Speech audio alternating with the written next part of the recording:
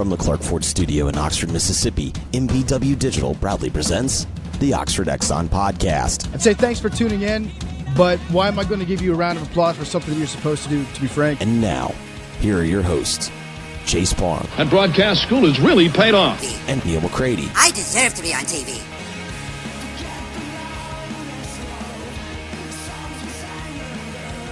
Wednesday edition of the Oxford Exxon Podcast. Chase Parham, Neal McCready, Clark Ford Studio this morning. Ole Miss a few days away from its home opener, hosting Southern Illinois on Saturday at 3 p.m. The first of three straight home games at Vaught Hemingway Stadium. Alabama next week, 6 o'clock start for that one, and then Kent State the following week as well, getting three of the four non-conference tilts out of the way. Pretty early in the season, that of course main event ULM still to come later on in 2018. But Southern Illinois, Ole Miss, you can check the content out at rebelgrove.com. Got plenty of recruiting up on the site. We've got some practice stuff from last night. Have Matt Luke speaking to the media tonight as well. Neil's mailbag will go up today. So a lot of different things going on at rebelgrove.com, and a lot of stuff going on to help you out at the Oxford Exxon, Highway 6 West in Oxford. Go in, get a daiquiri on your way to the ball game, and just in on Friday night whenever. As little as $3.99, as big as 44 ounces if you so wish. I was in there picking up my ribs the other day. Have a lot of different flavors. Take advantage of that. You can also get the ribs, the lunch specials, and the Speed Pass Plus app. Download the Speed Pass Plus app. Save money at the tank.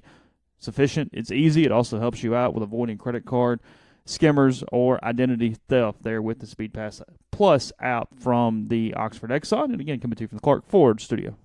We are Clark Ford's in Amory. 662-257-1900 is the number. You call that number. You ask for Corey Clark. You tell Corey what new Ford you're looking for. He sends you a quote within 15 minutes in business hours. It's that simple. There's no hassle, no haggle. It's just right to the bottom line. You get your quote, and it goes from there. The service after the sale is fantastic.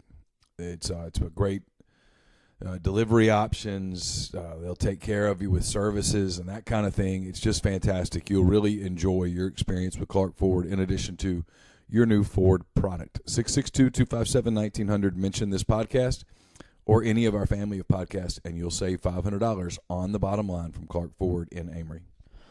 It struck me yesterday. So I was just sitting in the living room. The kid was watching TV and was trying to basically kill 10 minutes prior to dinner being ready.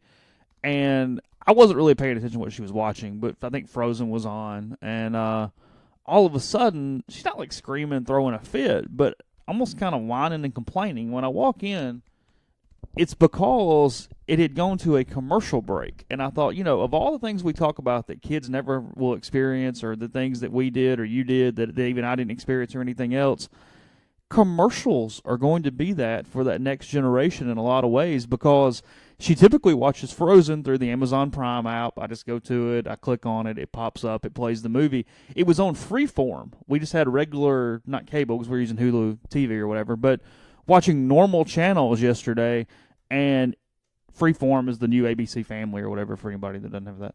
And it went to a commercial, and I thought, that's what it was. It was on an actual channel, and she's annoyed by this 3.5, 4-minute break that it has completely changed for kids. They just watch crap on their devices, on Prime, on Netflix, on Hulu.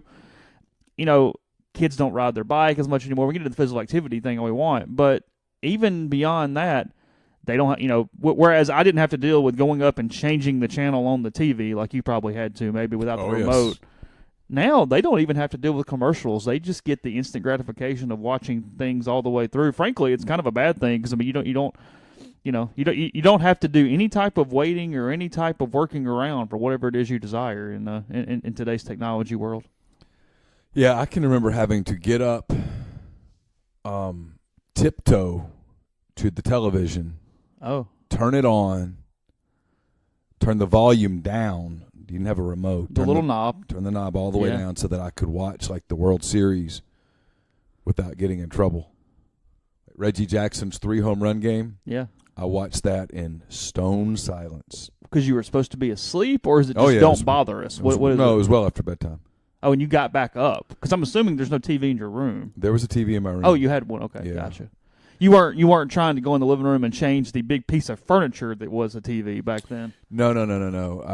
Because I even remember those, the big wood casing. Oh yeah, thing. sure. That was the centerpiece of the room.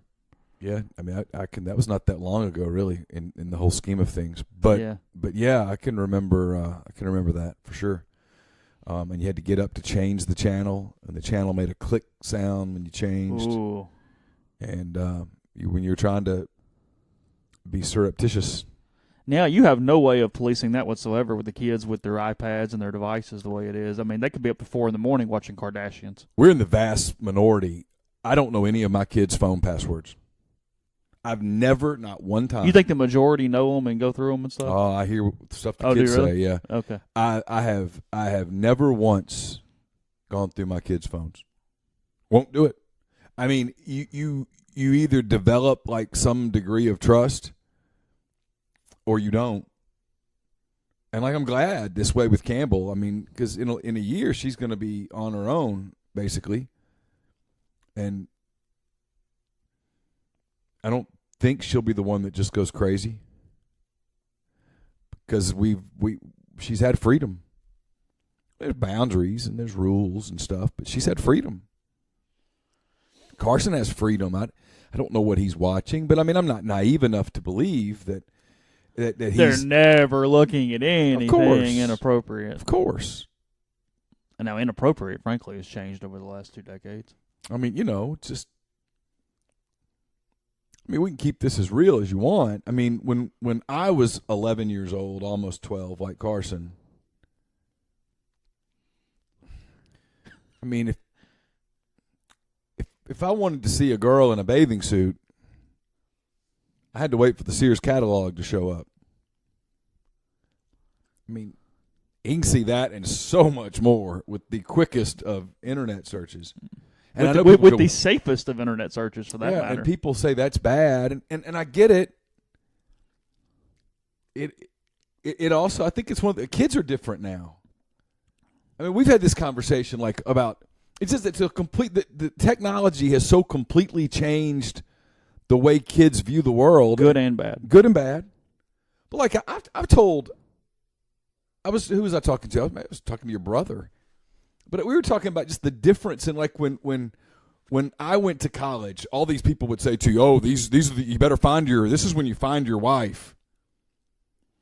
No, not anymore.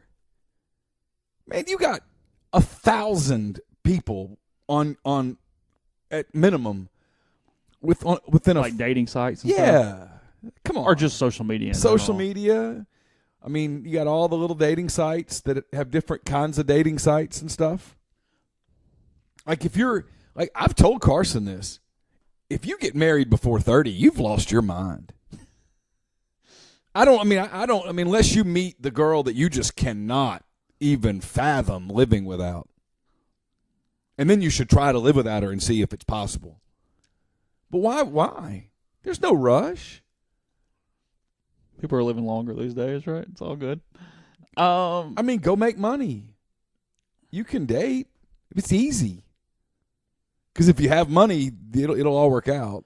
Oh, the world got smaller, larger and smaller, you know what I mean, with really kind of my age and anyone younger, where before that, college was where you had the biggest pool of people to interact with. But yeah, that's changed to a certain extent. Now, it's not remotely true anymore. In saying that, face-to-face communication, yeah, Oxford probably is a very difficult place for people in their late 20s and early 30s. There's not a ton of single people and different things like that. I mean, I could see that. But you have to take advantage of the technology is my point. Yeah, you'd have Memphis and Birmingham's within reach and Amory. But it would require technology. You could that's my point. Though. But in the past, just like running into the bar, you're probably not going to. In the past, you didn't have that technology. Well, now you do. Totally changes that dynamic. Yeah, it's helped all those things while destroying social skills. So that's what it's done. It's been. Well, yeah, walk a college campus, any college campus, and I've walked plenty. They're all on their phones the whole day. They never get off their phones. Never. I mean, I'm absolutely convinced like 3 generations from now, kids are going to be born with their hand right here and their neck down. I think we're going to have an inverted neck thing going on. Yeah, I actually sort of believe that there will be some form of system of change. De-evolution. Yes. I'm totally serious. The opposable thumb used to be the thing. Now it's oh gosh. Anyway, all right. Yeah, that was it. I just it struck me. I said, we've always talked about touch tone phones and different things, and now we're talking about commercials and just having to wait for anything. I mean, anything. It almost kind of bothers me. Frankly, it's annoying me a little bit. It needs to be an order to things a little more than there are right now. I don't know. Anyway, I'm becoming a curmudgeon as I get older. I'm going to be yelling at clouds at 45. I have a feeling, but it's okay. You think? Oh yeah, I'm getting more temperamental by the day. The only stuff I get temperamental about is the speeders on the road. You do.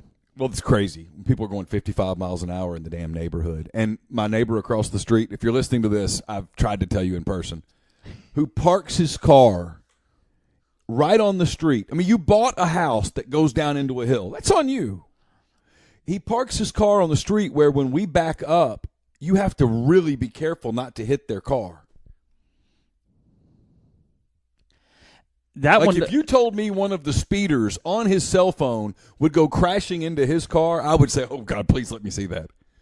I don't want anybody to get hurt. But you're for all the chaos that But I am for the absolute chaos and to wear the T-shirt that says told you so. The one that bothers me with that in my neighborhood is when you have – because, I'm assuming it's against every homeowner association tenant there is that you can't park on the street for long periods of time. I'm assuming that's in all of them. Everyone breaks it, but anyway – the people who one guy does it and then somebody across the street decides to do it exactly parallel to them, so you can't even get through at that point. They park on the street beside each other and then block the road. There are many times, even in the little vehicle I drive, where I've had to stop, turn around, and go in another entrance to get through because of the way they have pulled beside each other, parking on the street. It drives me crazy. But anyway, I'm with you. All right. Now that we've got grievances out, we weren't really trying to have a grievance podcast today, but alas, here we are. It's usually something every single day. So, Neil, we'll close up the first segment like this. What'd you learn at football last night? Oh, tons, right? Yeah. It's we're. You and I talked about this. We got DK Metcalf. That video is up on the site. It is. I wrote a notebook that's defensive-oriented. Montrell Custis, Dietrich Bing-Dukes, John Sumrall. I believe Custis led the team in tackles on Saturday.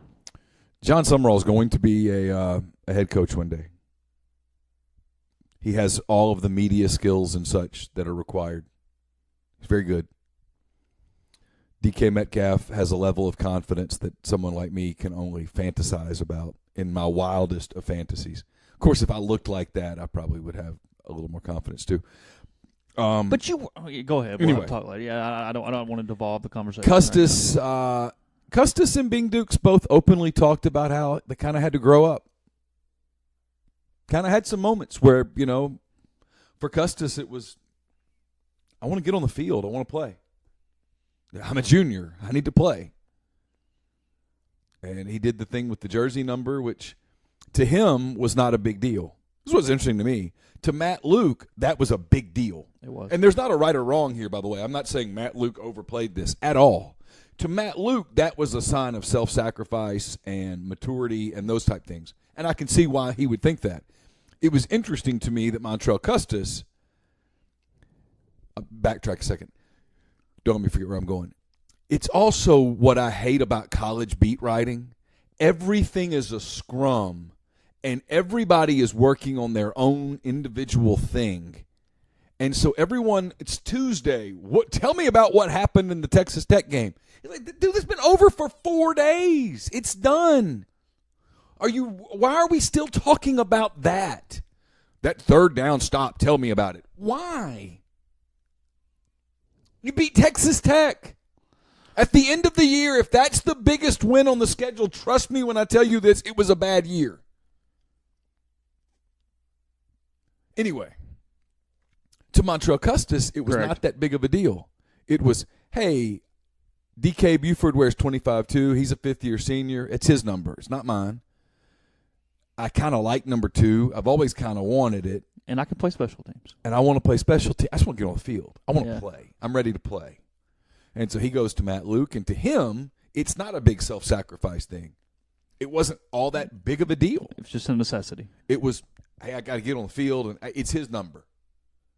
And to Matt, it was a real big deal. Dietrich Bing Dukes, I thought it was really fascinating. Here's this kid that's had a really interesting college career. Starts at Georgia, doesn't work out, has to leave. Goes to an Iowa JUCO, I think, somewhere. I don't know. Then ends up at Ole Miss. Doesn't really fit the scheme that's now run at all. Got demoted in August to 3rd team. And didn't sulk. Didn't complain. Iowa Western. Didn't sulk, didn't complain. Instead, he kind of got reflective, and he said, they're telling me that I'm not communicating enough, and I'm probably not. And they're telling me that I got to get better in space, and I probably do. And so instead of sulking, he just did what he always talked about what other guys always talked about doing, what he always talked about doing, and that's prepare as if you're a starter. Be a good example for his younger teammates. Dietrich's probably to the point where playing in the NFL isn't really something he thinks is possible. So you might as well make the best of this. And you're 6'1", you're 253. You don't really fit the scheme, but hey, let's find a niche. Let's find a role here. Let's make this work. And it was interesting. John Summerall talked about how, it wasn't like they weren't like predicting the future or anything, but John Summerall was like, we probably should get him some reps. Got him some reps last week. Got him some on Tuesday, more on Wednesday, more on Thursday. And then sure enough, Cavante Ruggs gets hurt in the first quarter of the game. And Dietrich Bing Dukes plays 33 plays, including a lot in space. And Summerall said there was only one play on tape that made him cringe involving Bing Dukes. 1 out of 33 is not bad. And Dietrich Bing Dukes just talked about how, you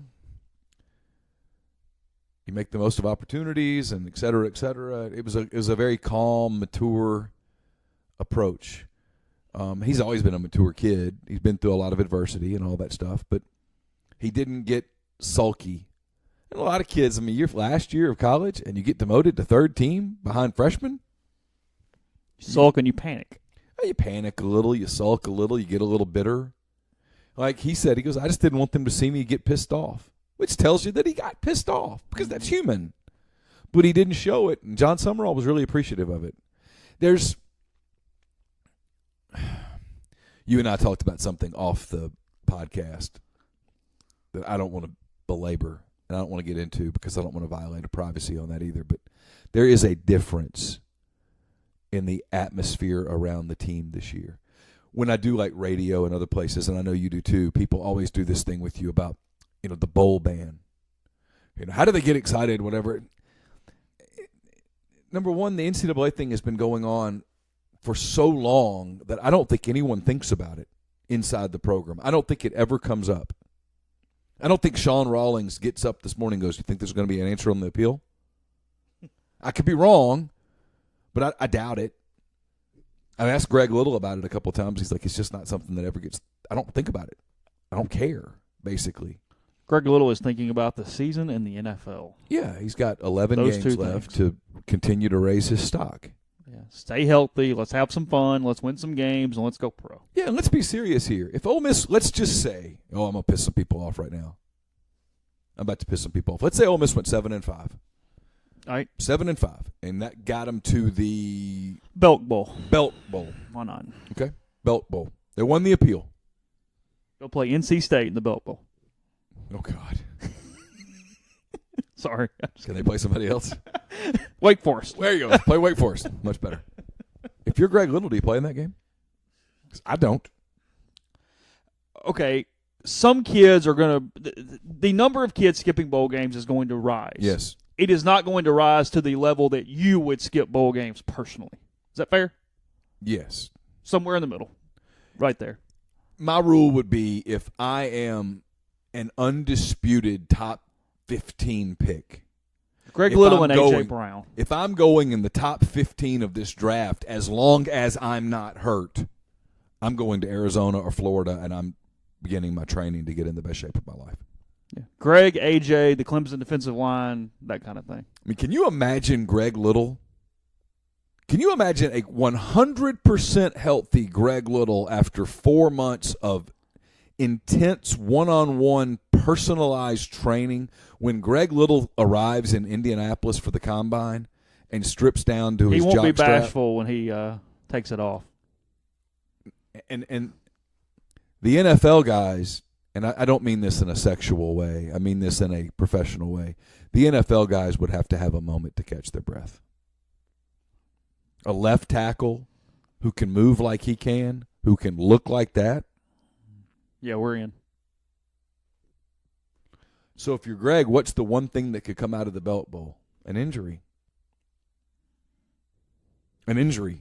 If you're AJ, what's the one thing that could come out of the Belt Bowl? An injury. Yeah, finish this conversation in 1 second. First, the podcast brought to you in part by Community Mortgage, Oxford, Memphis, Soto County, and Chattanooga. All underwriting and processing is done in Memphis. You're getting local underwriting. It understands your market. You can take advantage of that, as well as the condo financing in Oxford and the float down option, which allows you to lock in the current rate. But if rates go down before you close, you get the lower rate. 662-234-2704 or JLOW, JLOWE at communitymtg.com. Podcast also brought to you by Harry Alexander. Harry is an Oxford-based RE/MAX Legacy Realty agent. Harry's been in Oxford more than 4 decades. No one knows the residential and condo market in Oxford better than Harry. Go to his site. He'll prove it to you. It's harryalexander.com. Click on the Properties and Neighborhoods tab. Filter through by what you are looking for, and then he'll take care of the rest. Send him an email, ha@harryalexander.com. Podcast also brought to you by Grenada Nissan. If you're in the market for a Nissan vehicle, look no further than Grenada Nissan. They have a complete selection of new and previously owned Nissan vehicles.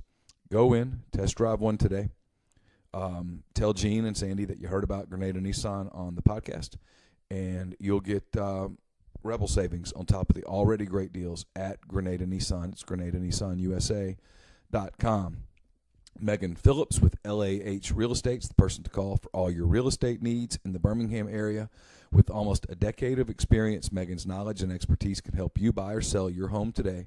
So please visit her website at meganmphillips.com, MEAGANMphillips.com, or call Megan at 205-602-7929. Again, 205-602-7929.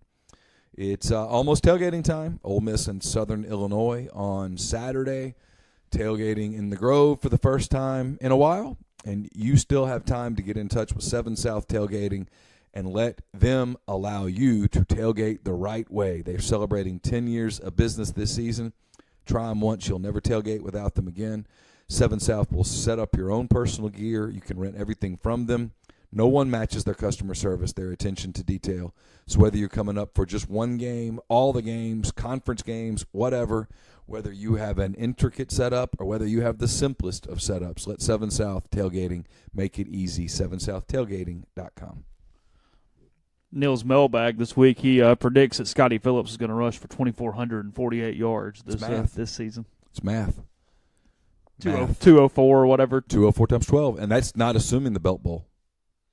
If he gets the Belt Bowl, he gets close to 2,700. So he could almost break the school record in one season. 'Cause I think Deuce has the record at like 3,000 something. It's math. This is not complicated math. He's done it once. There's 12 games left. So he's got 11 more games that he'll get 204 yards per game. 204 times 12, and you get that number. So that's your prediction. It's science. Science. Statistics. It is statistics. It's absolutely statistics. I took a research course in graduate school at ULM. I learned how to do stats. Wasn't my hardest, but my most frustrating class in college was political statistics because I'm so bad at math, and there was some elements to political statistics that drove me crazy. I really had a hard time with that class, but anyway.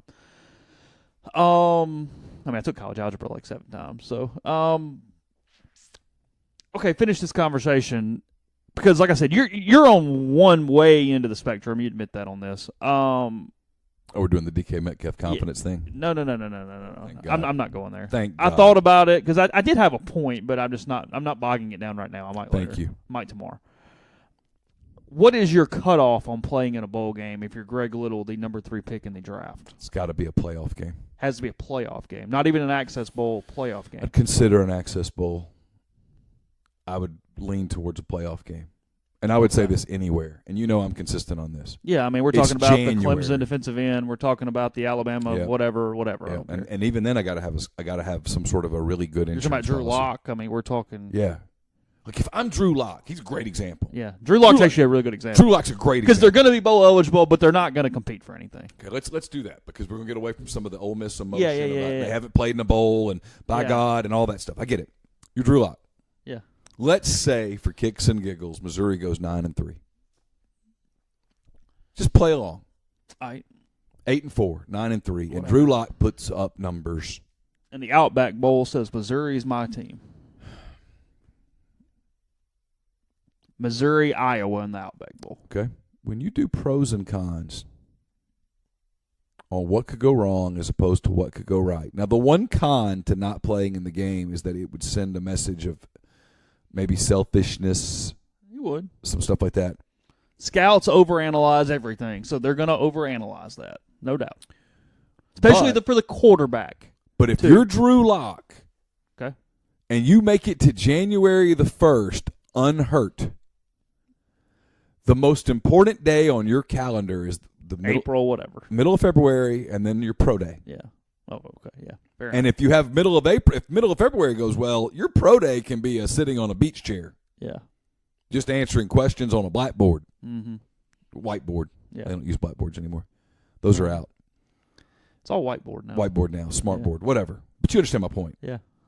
You could literally get through your pro day throwing a little and playing on a whiteboard. You don't have to do a run and a jump and all that stuff. I got to measure your hand and all that stuff again, but that's been done. What could possibly go wrong in Tampa? Well, your left tackle could miss a block, and that defensive end for Iowa unloads on you and separates your shoulder. Yeah, you fall on a shoulder. Or you get rolled up and you tear your ACL, and you just lost millions. You just lost millions. Where you could overcome the other by going, I was a little banged up and I just needed to get healthy. And you make the trip to Tampa and you wear your Missouri cap and your Missouri sweatshirt and you put on the headset and you look engaged on the sideline. Does that really affect Drew Lock's legacy at Missouri? Does it really? And if so, how much? Coaches help kids fake injuries to not play in bowl games. Of course. Leonard Fournette wasn't hurt. He went top 10 in the draft. It paid off. Yeah, he tweaked an ankle. We're gonna have to hold him out. Yeah, we care about the kid. That's the most important thing. Wouldn't be the right thing to do. Yeah. And on recruiting, you say, "See, we care about kids." You can spin it. I hate slippery slope guy. Hate him. Drives me crazy. One of my least favorite people is slippery slope guy. Just for the podcast sake of the argument, if you don't play in the bowl game, why are you playing in the last 5 games of the regular season? It's a fair question.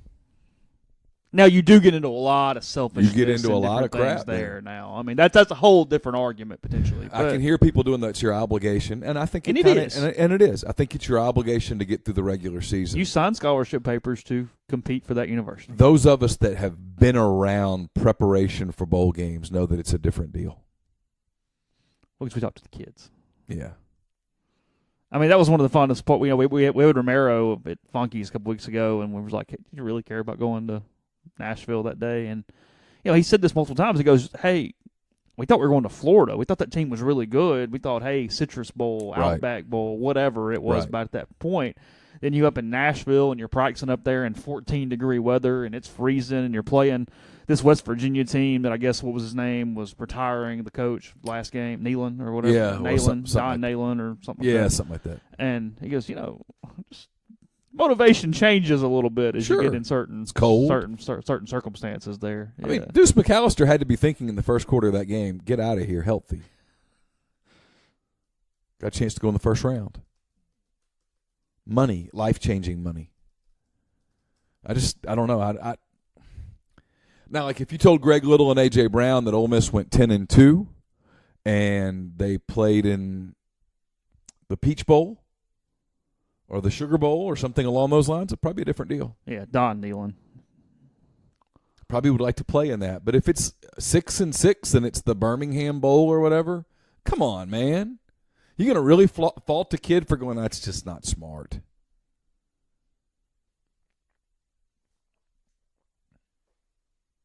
It's going to happen more and more. I mean, that's the deal. That's what's going to happen. It's going to be more prevalent as time goes on. Yeah, I mean, because let's be serious. Let's just say in this hypothetical, Ole Miss goes 8-4 and finishes the regular season with the win at home over Mississippi State, and everybody runs around taking pictures with the big egg and all that stuff.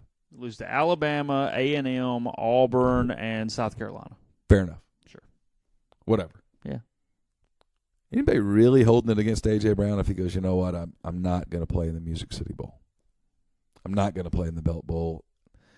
Because what gets said when you say I'm not going to play is it doesn't matter. I've requested feedback privately. I've basically got an agent. I'm ready to announce this. I'm ready for my agent to do work. I need to go do my thing. 90% of the savvy ones that are going to do this, they're faking injuries. Yes. They're not just coming out and saying No, it. but what you're really saying is, as long as I don't get hurt, I'm going 5th or higher. Why would I possibly go get hit? And when people go, well, it doesn't happen, there are kids that have gotten hurt in bowl games, and it dramatically impacted their earning power. Yeah. And when you're a football player, your window of opportunity to earn is small. It is a small window that can be slammed shut at any moment. Literally, any moment. And A.J. Brown's been on the field when Ken Webster got hurt. Jones. Devon Penniman. He's seen injuries happen. Those are injuries to his teammates. He saw Nick Fitzgerald get hurt last year. We don't know what Nick Fitzgerald's going to be. He was tight with Laquan. He's got plenty of experience talking to Laquan about an injury. Yeah, I would argue that injury to Laquan changed his earning power. Oh, it did. Yeah. Not the same player. No. He gets no separation right now. Yeah. He's been better this time, but still. You know, you just don't get that. I don't know. It's a fascinating thing. I will never hold it against a kid, any kid, anywhere who goes, I'm not playing in this bowl game. And the day's coming when an elite kid goes, man, I know this is a playoff game, but I'm going to be the second pick in the draft. It's like $30 million. I grew up in a house with that kid does have to answer a lot of questions at the combine and stuff, though. He does. And you know what the answer is? If the keep it real answer is, I just couldn't risk it. We're playing this out all the way through the string. Doesn't that GM go, hey, is that the same guy that in a contract year finds a way to miss the last 2 games of our regular season to get to the offseason for a contract year? Could be. Can I count on him? But when to we get cash down to in it? on that contract year, you got to have a productive NFL career. You do. 14 games. I mean, last 2, I might have an ankle injury. Sure. Can't go today. It's a tough deal. I know. I hyperextended a little elbow there. Difference then is you are on a payroll. That's why some of this is fixable. But is it really? Because here's how. Okay. Here's how. Relatively, I'm having a hard time. A.J. Brown, how popular is A.J. Brown in Ole Miss history? You know history better than I do. I've been covering this program for 11 seasons. Barring something going weird, he is, despite the lack of postseason or any of that, he's going to go on the Mount Rushmore. In my 11 seasons covering Ole Miss football, the only player that I can think of off the top of my head who has had more or possibly more popularity is Dexter McCluster. Yeah. AJ is going to be a better NFL player, which is going to make him surpass that as time goes on. Yeah. And I have no doubt in my mind when AJ gets on Sunday Night Football, he's going to say the University of Mississippi. Sure. And smile and... My point is that A.J. Brown... Please, God, A.J., don't say Starkville High School because I really don't need my message board doing certain things that night. My point is that A.J. Brown last year, this year, would have so many endorsements. He would not enough to offset $1 million contract. But is enough my to point. but enough to put some money in his pocket. Well, yeah. Real money, and not the Padres have put money in his pocket. But I'm talking about real money, not walk through the Grove boosters give you $100 what you money. mean. I'm talking about real money. But my point being, your situation would still be the same as far as getting a contract. Sure. Yeah, I mean, AJ, most popular player in the last 10 years for sure. I mean, I think we're talking a Deuce level when this thing's done. And that was before I was here. So I was young, but I mean that's this. I can't think. Because he hits everything right. He's been so smart about his own image with the fan base. I mean, you know, the Wolf of Wall Street video last year, all those things. He hits the right keys where it's not just the play on the field, even though that's a huge part of it, and you got to have that for anything else to matter. He endears himself to the community and the fan base all the way through. I mean, from the way, you know, he commits to Ole Miss from Starkville, he hangs around. He's kind of the bell cow when it comes to making sure the players that mattered hung on during the NCAA thing. He was the first one to jump out and go, "Hey, I'm here. We're all good. Let's go play football." Sure. No, he's been so smart about cultivating his image that it's Archie, Eli, AJ, and in the you're putting him on that one. Wow, maybe. Yeah, let him have a really, really productive NFL career. There's no doubt, because that changes your level depending on how you play later on. But from a modern era, let's go modern. Say 2000 on. Okay. Is that fair? We can go back up if you'd like. Do whatever you want. All right. Since 2000, it's already AJ, Deuce, Eli, and Dexter. Okay. Interesting. Patrick Willis. That's a funny one. Patrick should be. Hell of a player. No, Patrick should be. I mean, I think arguably Patrick's the top 3 all-time player in the program. No, at least. Yeah, that's what I'm saying. I think your Eli and Patrick 1-2. Might be the best player in the program. he might be. Yeah. I just think as time modern, and before anybody gets me, Charlie Connerly and Jake Gibbs and I stuff. Don't know. Sorry, I'm not going to argue. There's no way for me to possibly make that comparison, so don't. The ones I'm leaving out that people are screaming at their things, and now Patrick was an oversight. That's not right. Patrick and Laquan are the two that people. But I think AJ's replaced Laquan. Laquan was outgoing and great and whatever with fans. I think AJ has replaced Laquan. Yeah, no. If we're going to talk about that class, you can talk about Laramie, not Laquan. But Laramie has the NCAA stuff that while he comes back and it's not whatever, it's going to be enough to taint him for me to leave him off this situation. He missed 7 games because of the loaner car thing, and they would have won maybe one of those 7 games, which would have changed their season. Maybe, yeah.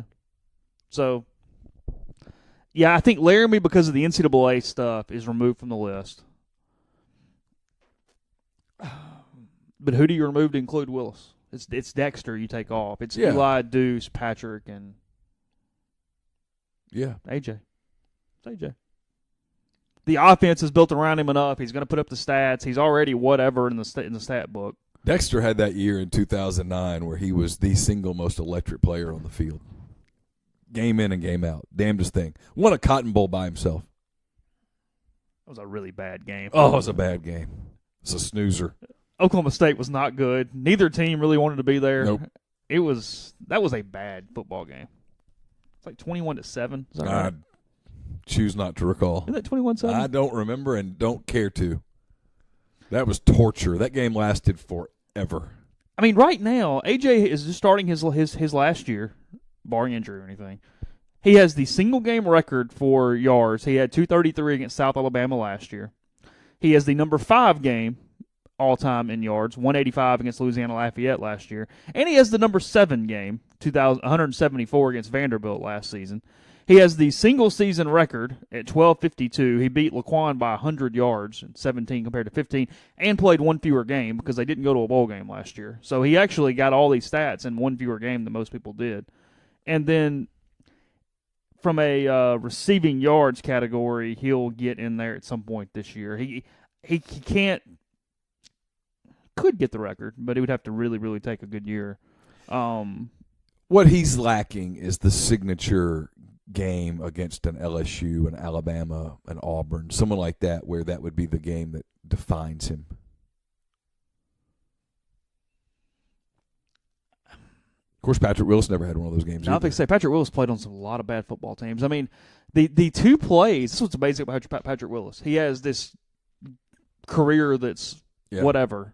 Had that play against LSU, and they lost the game 50-something to whatever. That's what I'm saying. That kind of encapsulates the Patrick Willis career, because that play, he picks the LSU guy up and slams him to the ground. I'm pretty sure it was a 3rd and 1, and the guy got the first down, and they got beat like 49-7 in that game, because that had been like 2005 or something.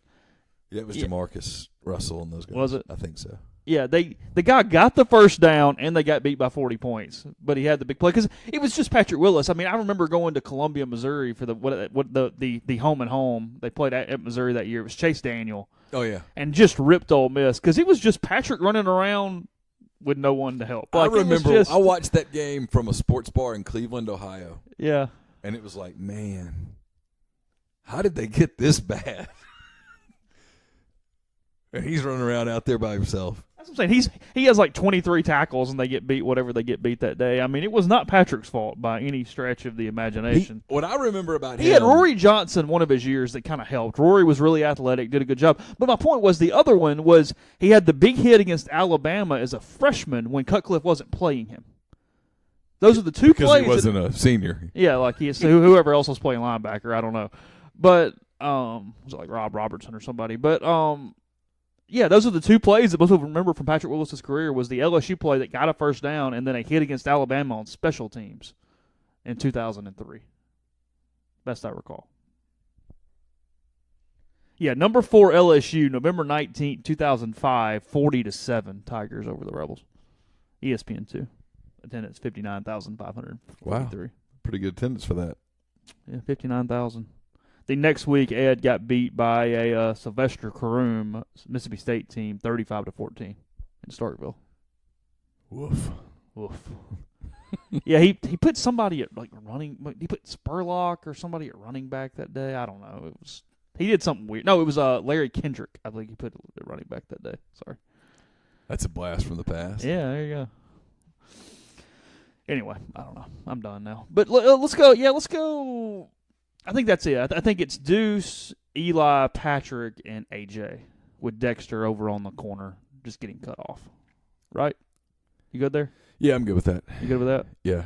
Laquan, Dexter, Laramie, and someone else just missing out. Yeah. Michael Orr. I mean, a lot of accolades. He did get a lot of accolades. I mean, I'm not throwing Greg Hardy on the thing. No. I mean, sorry. What's Greg doing now? I don't know, some stationery company somewhere, I think. No, he's fighting MMA. Remember? Apropos. Yeah. No, he majored in art. He wanted to run a stationery company. That's what he told David Brandt that day. Everybody sat Indian style with him on the field for the interview after the practice. Greg walked over. He sat down. He was sitting Indian style. So Brandt goes, okay. He sits down Indian style too. So everybody just in a little powwow right there in a circle talking to Greg Hardy. That's fantastic. I mean, with Greg, you didn't know what you're going to get every day. Some days he was fantastic, and some days he just didn't even want to put his cleats on and just didn't show up.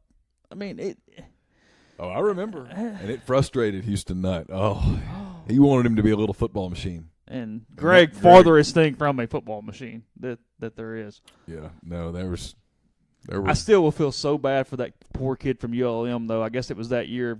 It was Nutt or Orgeron or whoever I guess it was Nutt in 08. That had demoted Hardy to second team. Yeah. And Greg, for whatever reason, showed up that day really pissed off. And he gets in like the second quarter, and that poor tackle from Louisiana Monroe is sitting there across from Greg Hardy. And every play is just getting killed. Well, in a week, was it a week later when they played State? And those poor quarterbacks just got destroyed. And I'm sorry. I know everybody in the audience hates State and all that stuff. I felt bad for those quarterbacks. It was, yes. I did. I'm sorry. No, and truthfully, have you ever seen, just from the standpoint of feeling for one position, a more violent game? Like, just no. Every play they're getting hit. And It was Wesley Carroll and Tyson Lee. If you say so. Yeah, so it was. Pretty sure. And you had Greg playing. It was profile and courage to keep coming back. You had out Greg there. really motivated that day. You had Parade Jerry at his prime. And then that linebacker core was pretty good, honestly, with Palmer and Trahan and those guys. Well, Marcus Tillman was in that game and played well. Yeah, it was a good team. They got destroyed up front. Yeah, I mean, you could look over at the state sideline at one point, and the quarterbacks just kind of looked at each other like, "You want to go? You're up." Yeah, your turn. Because it's 45-0, and it could have been 85-0.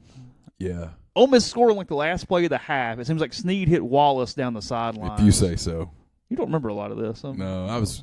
You know me, man. Once the game gets out of hand, column starts getting written. I remember a lot of stupid football plays. I mean, like we were talking to Womack 2 weeks ago, and he looks over and he's like, "You got a really good memory." I'm like, "I don't know. I'm just rattling off crap." So, anyway, yeah. I started writing column early second quarter Saturday.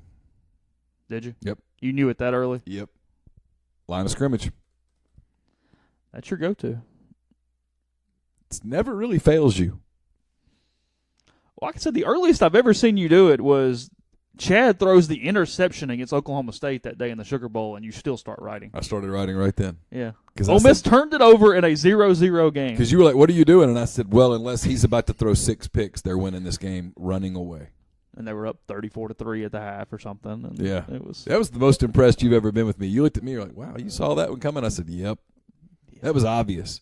You didn't, I mean, and I can hear 40,000 of you right now going, "Well, that was pretty obvious." Exactly. I saw it too. You saw it. We all saw it.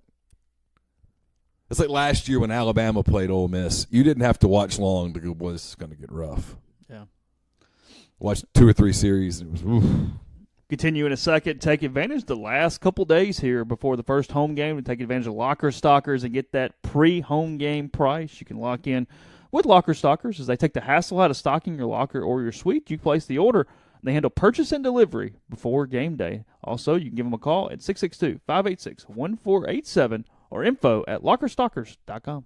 Podcast also brought to you by Oxford University Bank, OUB, locally owned and operated right here in Oxford. When you deposit money at OUB, that money and the vast majority of the bank's profits go right back into the Oxford community. OUB offers its customers the absolute best cash checking account. It's called Kasasa, and with Kasasa, OUB will pay customers 2.5% interest on their balances up to $50,000 and refund ATM fees nationwide. OUB is also offering 1-year CDs at 1.75% APY, 3-year triple option CDs paying 2.01% APY with the 3-year term. Customers can deposit once during the term, withdraw once during the term, and or bump the rate if OUB's 3-year rate rises. To learn more about OUB, check out liveoxfordbankoxford.com or call 662-234-6668. OUB is FDIC insured. Guests join us throughout the week on the Billy's Pecans hotline. Go to billyspecans.com and get your order ready. We've got a promo coming your way here really soon. From the pecans to the brittle to the Cheese Krispies, everything there is fantastic.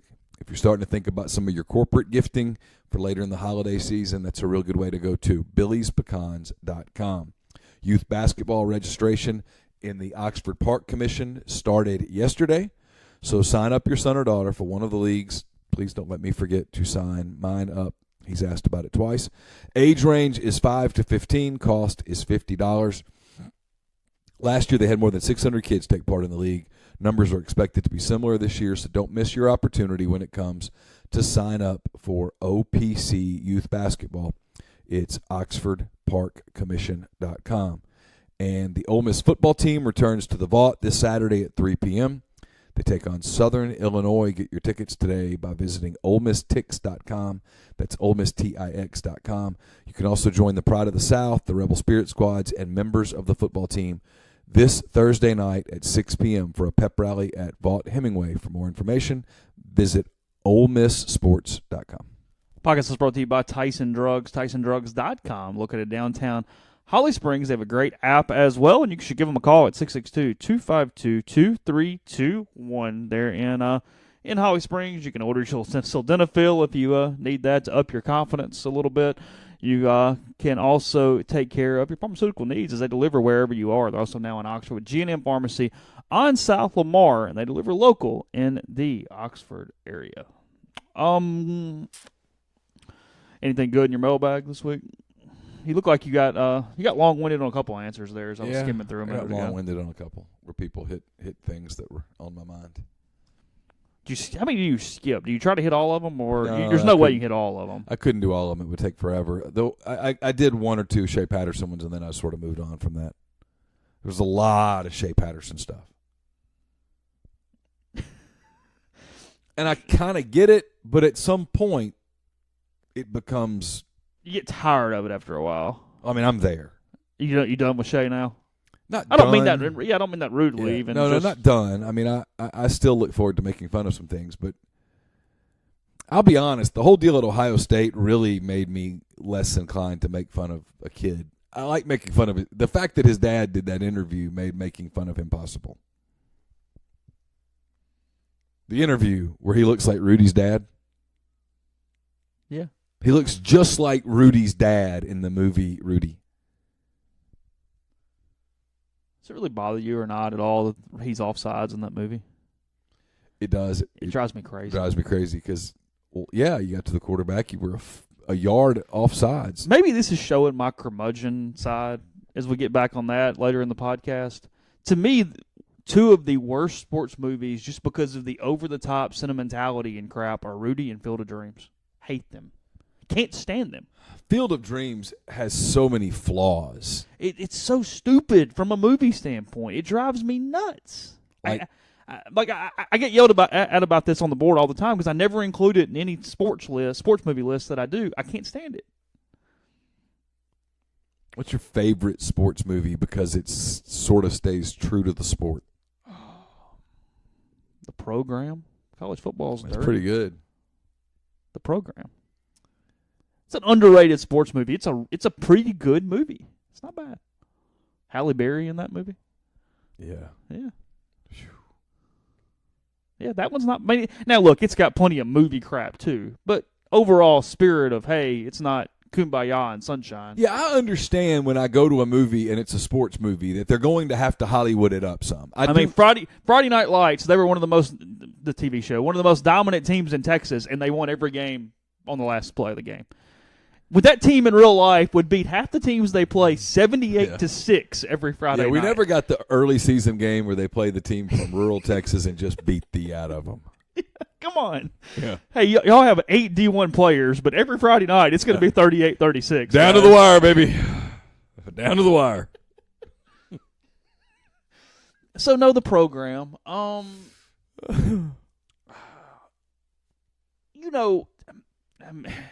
It's such a bad movie, but you and I both like it. Just from a career look back, not the actual premise of the movie, but just the kind of the psychosis that goes with it.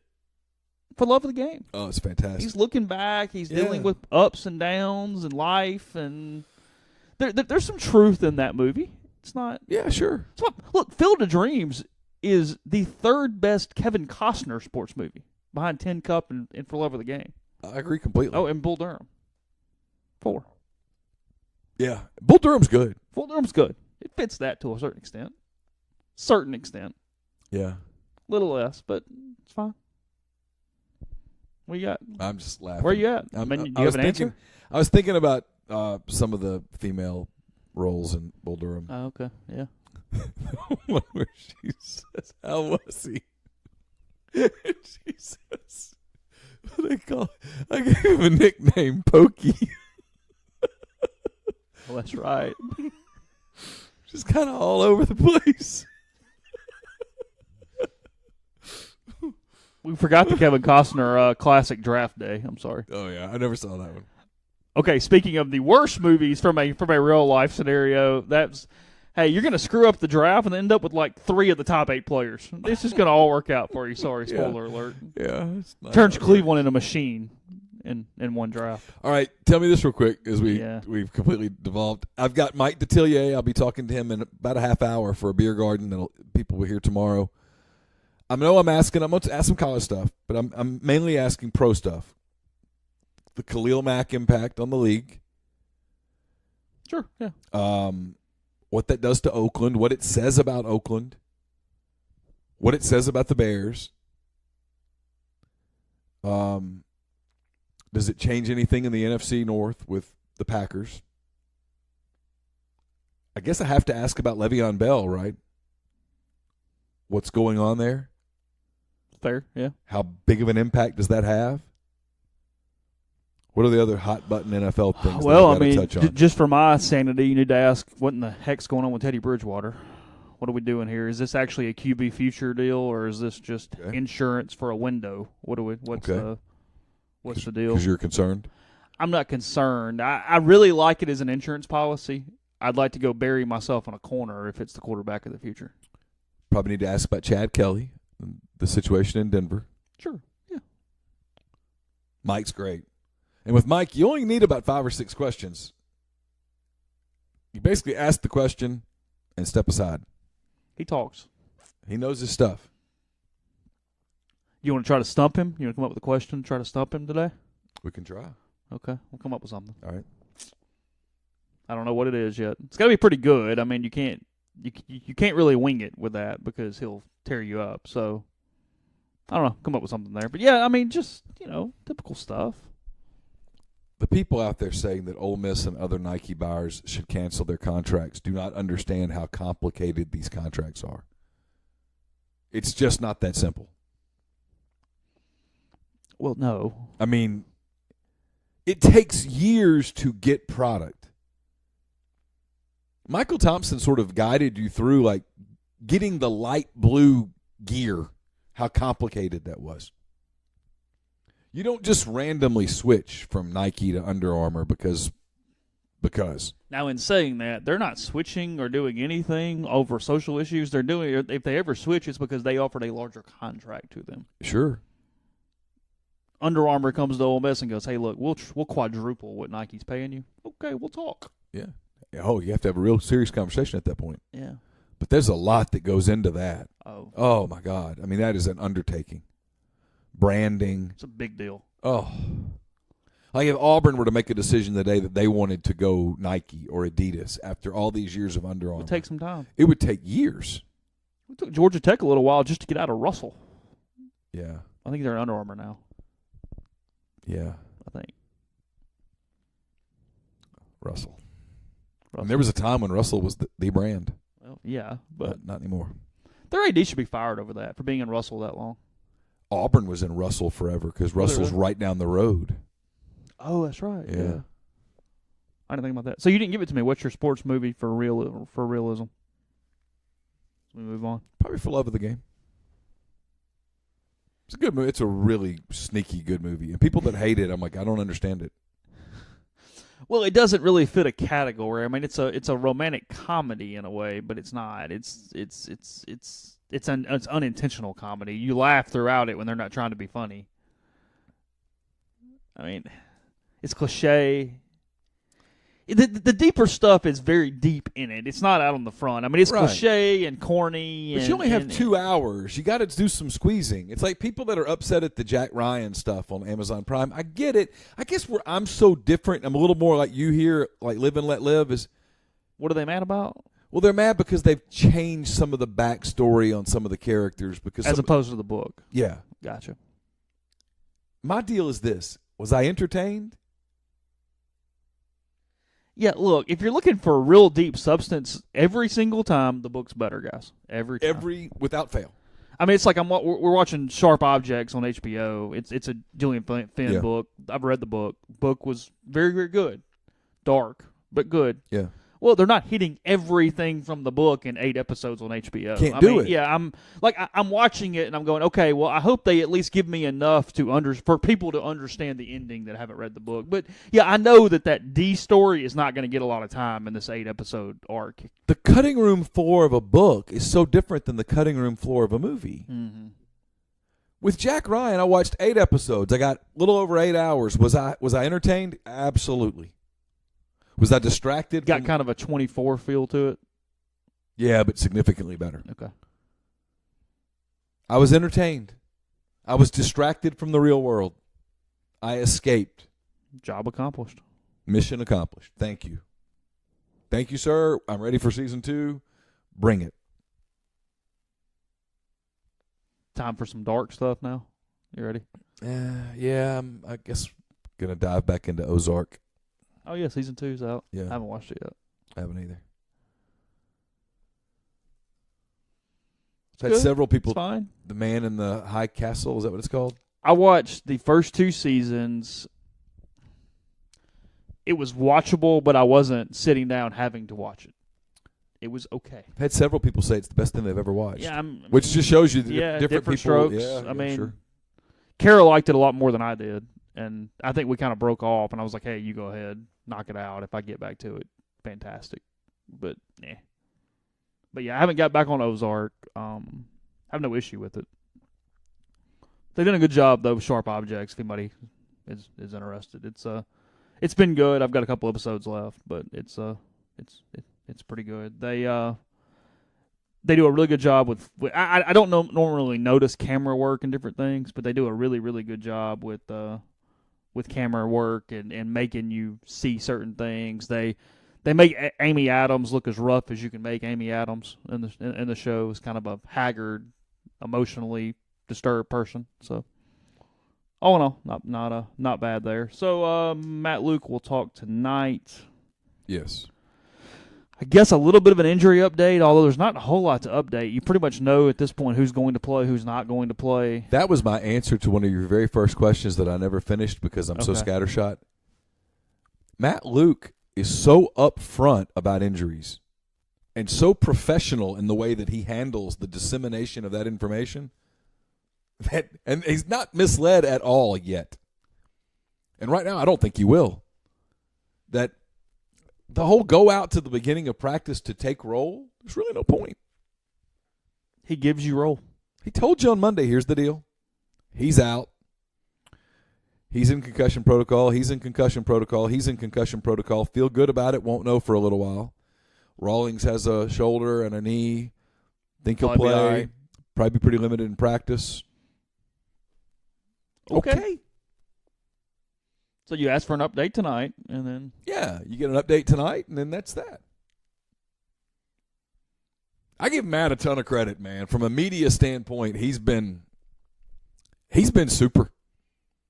Has a laugh here and there. yeah, Like the cowboy hat put his thing. guard down about the cowboy hat. I asked him, I said, so you won't be wearing that Saturday? And he got a kick out of it. I mean, it's a human. Could be a very Bum Phillips look, you know. It would be interesting. He kind of looked like a Bonanza character, but He said, I'm not a hat guy. yeah, he doesn't wear hats. Yeah. I mean, Houston wasn't either, but he still wore the flat bill those couple times. That was a terrible look. The flat bill wasn't it was a good awful. Houston look. No, it was awful. Yeah, Matt doesn't look like the kind of guy that's going to break out a lot of visors on the sideline. Well, you know, and I was so used to him in visors that I'd get a little, you know, I had to look twice when, like, Hugh wore a regular hat because I was so used to seeing the little low-profile visor on Hugh that when he wore the hat, I mean, it didn't look bad. It was just kind of like, oh, you're doing the hat thing. Yeah, now. see, my thing is with visors is bald guys can't wear them. You got to have hair. Yeah, and if I have hair that's If you have really short hair, you can get away with the low-profile visor. The big golf visor, you got to have pretty good hair to pull that thing off. And if I've got really good hair, I'm not wearing a visor. It's cool. Like, it's protecting you from, I mean, cool temperature-wise. Okay. It's protecting you from the sun, and it allows a little more airflow. Like golf course, visor's the way to go. Yeah. Not even a doubt. I will sweat half as much wearing a visor as opposed to a cap on a golf course. I ran 2 of my marathons wearing a hat. It was a But climate it helps control. keep stuff out of your eyes. Well, a lot of it was because I didn't want to burn the top of Oh. my head. And I didn't want to put a bunch of sunscreen on my head because then that starts running into your eyes. And I wear contacts.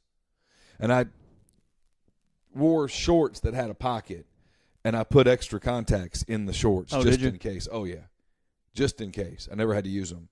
But I always carried a pair. But the hat made me hotter. See, I run in a backwards cap simply to catch sweat from getting in my eyes. Yeah. And some of that has to do with so much hair. I've got Yeah. stuff accumulating because of the hair. Well, I would do the sweat wipe thing so frequently that by the end of the time, my hands were wrinkled. Really? Yeah. I Really? would just I would just like every so often just do that. No kidding. Yeah, and throw it, and my hand would be soaking wet. Oh. Yeah. See, I would assume without hair, it was just running straight down your face constantly. Except in Chicago that first time, and I've told you the story. It was the craziest thing that ever happened to me physiologically. I'm like 23 miles in, and I'm wiping sweat out of habit, but there's no sweat. And it was grit. And I was like, what the hell is that? And I started thinking to myself, well, maybe, because it was some wind that day, I thought maybe it's Lake Michigan, the sand. And I'm kind of keeping going, and after a while, you're like, you have all this time to think when you run. And I'm thinking, that doesn't really make sense. Why would there be sand? And then I saw my arm. It's covered in it. And I thought, well, it is sand. And then I realized that's not sand. That's salt. Yeah. I'm dehydrated. Yeah. And I'd worked so hard to be hydrated.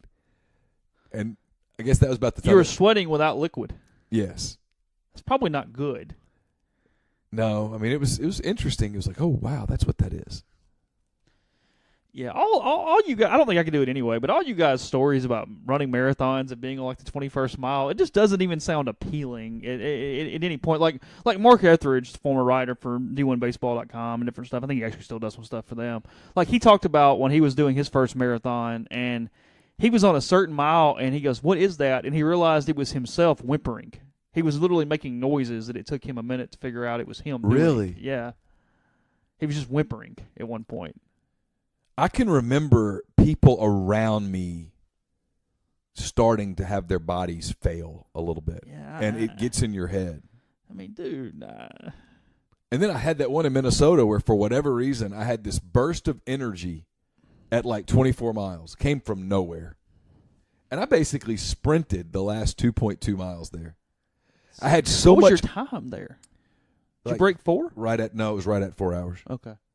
Because your first one was like 4:04 or 4:07. Yeah, this one was about the same. First one was 4:03, and this was about the same.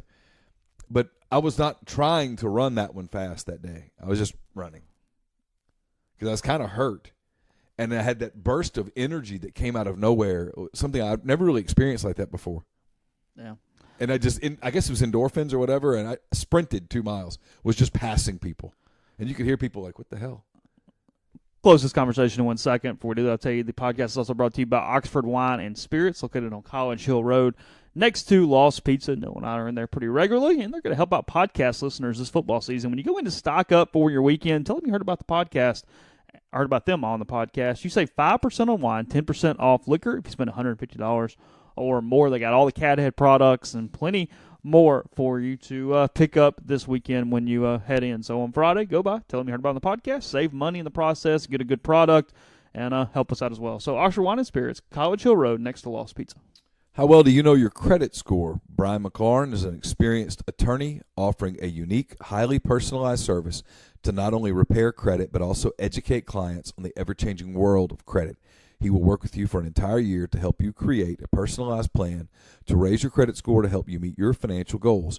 No one else offers this kind of personalized credit counseling. This is why Gambrell & Associates refer their clients to Brian to get a fresh start. So whether you're looking to fight off debt, get approved for home car loans, or for that luxury credit card, let Brian McLaurin get your credit fixed and teach you how to take control of your credit.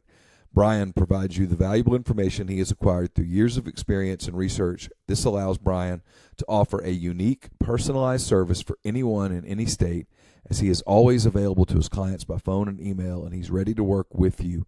Contact Brian at bhmclaurinlaw.com. I'm sorry, bhmclaurinlaw@gmail.com, or call him at 662-298-2029. Yeah, it just, I mean, it's nothing but horror stories for the most part from a marathon standpoint. I mean, I get the satisfaction when you're done because it's different. I mean, yeah, it's different than anything else. But like even on smaller races, I mean, again, not breaking any records, not doing anything. I don't necessarily experience any type of that runner's high when you get 2 miles in. A lot of people talk about. I mean, the heck with that. I don't know what that is. But there is a sense of accomplishment and satisfaction when you're done that does outweigh a lot of the negatives associated with it. And I would assume at the marathon level that is times 10,000. It's pretty high. Yeah, I mean. It's pretty high. I mean, Yeah, the two that I finished where I felt good about it Really, were an amazing feeling. Yeah, that was a cool feeling. Big Sur, you're just trying to survive. Big Sur was I don't know how I'm gonna get to that. Maybe there's an accomplishment in that. It's there was a certain there was a certain, even though your time was terrible, it's my time was bad, but I'd surrendered time a long time earlier. Who gives a crap about time? Right. It's 26 miles. You're not a Kenyan. You're not running it in 2:04. I mean, come on, that remains the funniest thing because the first time I ever saw the sign, it was literally I'm at the halfway mark. I ran the Chicago Marathon, the first one. I went 13.1, and there's a sign, halfway, and I'm right at 2 hours. Literally 2:00. That's what they run it in. And the sign says, "Better hurry, hurry, better hurry. The Kenyans are drinking your beer," and I just start laughing. It was so funny. What was that 2015 that you ran it? 14. Yeah, that day the Chicago Marathon, Aludakai, I don't know, male athlete, I'm assuming from Kenya. Yeah. Or Ethiopia. It's typically where they're from. Yeah. Credit to them, whatever it is. 2:04:11 is the win. So when he finished, you're on mile 14. I was on my 14th mile. 12 to go. Yeah. Half marathon remaining. Literally, I was probably 13.5 miles in. So a half marathon. It's unbelievable. Well, they're running at a pace that... Yeah, and I'm thinking, man, I'm really doing good. Because that whole day I kept thinking, oh, you did this training right. Because I'm enjoying the signs and all that stuff. And I was kind of got off in my own little Zen world. How far could you go when you had day one of training? Well, by then I had really been running a lot. So I had to, in fact, slow down. Too far into your training in a way? Yeah. Yeah, it was one of the I didn't run in it that day, but one of the funniest things was Barnabas Carew, the All-American cross-country track and field guy for Ole Miss, distance runner. He would run in a couple fun runs in places and stuff, and you'd have everybody be trying to trudge that 5K and whatever it is, and he'd run it in 13 and a half minutes or something, and it's okay, well that's not even fair. That's not whatever.